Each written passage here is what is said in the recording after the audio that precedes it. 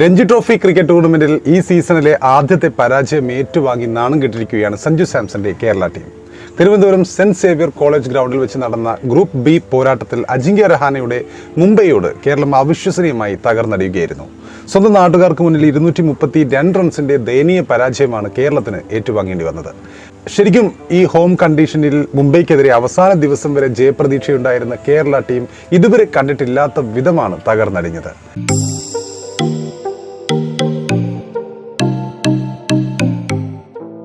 324 റൺസിന്റെ വിജയലക്ഷ്യം പിന്തുടർന്ന കേരളം നാലാമത്തെയും അവസാനത്തെയും ദിനമായ ഈ ദിവസം കണ്ണടച്ച് തുറക്കും വേഗത്തിലാണ് കൂടാരത്തിൽ എല്ലാവരും തിരിച്ചെത്തിയത്. വിക്കറ്റ് നഷ്ടമില്ലാതെ 24 റൺസ് എന്ന നിലയിൽ ബാറ്റിംഗ് പുനരാരംഭിച്ച കേരളം വിജയത്തിനായി അവസാനം വരെ പൊരുതുമെന്നായിരുന്നു എല്ലാവരും പ്രതീക്ഷിക്കപ്പെട്ടിരുന്നത്. മീഡിയ അടക്കം അങ്ങനെയായിരുന്നു കരുതിയിരുന്നത്. പക്ഷേ വെറും 70 റൺസിനിടെ മുഴുവൻ വിക്കറ്റുകളും കളഞ്ഞുകുളിച്ച കേരളം 94 റൺസിൽ ഓൾ ഔട്ട് ആവുകയായിരുന്നു. സ്കോർ മുംബൈ 251, 319, കേരളം 244, 94. 16 ഓവറിൽ 44 റൺസ് വഴങ്ങി 5 വിക്കറ്റ് വീഴ്ത്തിയ ഷംസ് മുളാനിയാണ് കേരളത്തെ തകർത്ത് തരിപ്പണമാക്കിയത്. ധവാൽ കുൽക്കർണിയും തനുഷ് കോട്ടിയനും 2 വിക്കറ്റ് വീതം എടുക്കുകയുണ്ടായി.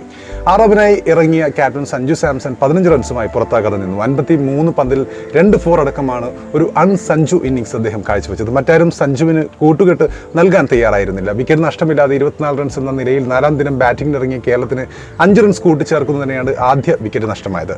നൈറ്റ് ബാറ്റ്സ്മാൻ ജലജ് സക്സേനയെ ധവാൽ കുൽക്കർണി ബൗൾഡ് ആക്കുകയായിരുന്നു. 22 പന്തിൽ ഒരു 6 സഹിതം 16 റൺസാണ് ജലജ് സക്സേന ആ സമയത്ത് നേടിയിരുന്നത്. തൊട്ടു പിന്നാലെ ക്രീസിലെത്തിയ കൃഷ്ണപ്രസാദ് വന്നതും പോയതും ഒരുമിച്ചായിരുന്നു.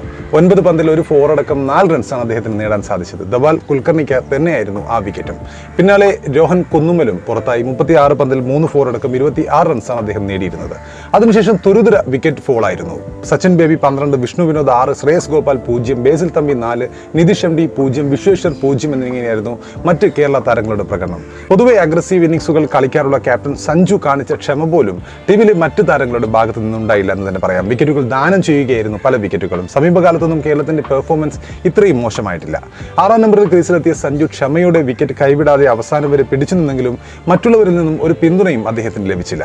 ക്രീസിന്റെ മറുഭാഗത്ത് വിക്കറ്റുകൾ വീണുകൊണ്ടിരിക്കുമ്പോൾ നിസ്സഹായനായി നോക്കി നിൽക്കാൻ മാത്രമേ സഞ്ജുവിന് സാധിച്ചുള്ളൂ.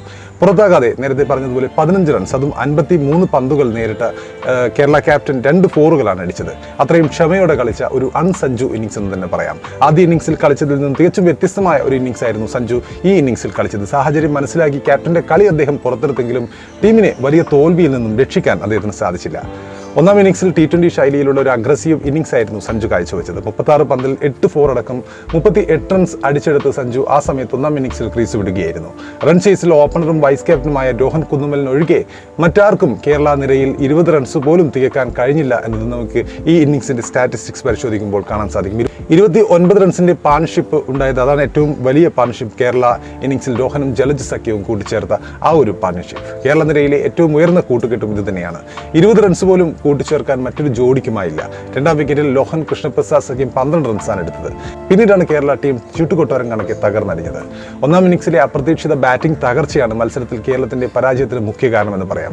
കാരണം മുംബൈയുടെ 1ാം ഇന്നിംഗ്സ് ടോട്ടലായ 251 റൺസിന് മറുപടിയിൽ കേരളം മികച്ച ലീഡ് നേടുമെന്നായിരുന്നു ഒരു ഘട്ടത്തിൽ പ്രതീക്ഷിക്കപ്പെട്ടിരുന്നത്. കാരണം കേരളത്തിൽ തന്നെയാണ് കളിയുള്ളത്, ഹോം ഗ്രൗണ്ടിന്റെ അഡ്വാൻറ്റേജ്. 4 വിക്കറ്റിന് 170 റൺസ് എന്ന ശക്തമായ നിലയിലായിരുന്നു കേരളം ഒരു ഘട്ടത്തിൽ. പക്ഷേ പിന്നീട് 74 റൺസ് എടുക്കുന്നതിനിടെ ശേഷിച്ച 6 വിക്കറ്റുകളും നഷ്ടപ്പെടുത്തി 244 റൺസിന് ഓൾ ഔട്ട് ആവുകയായിരുന്നു കേരളം.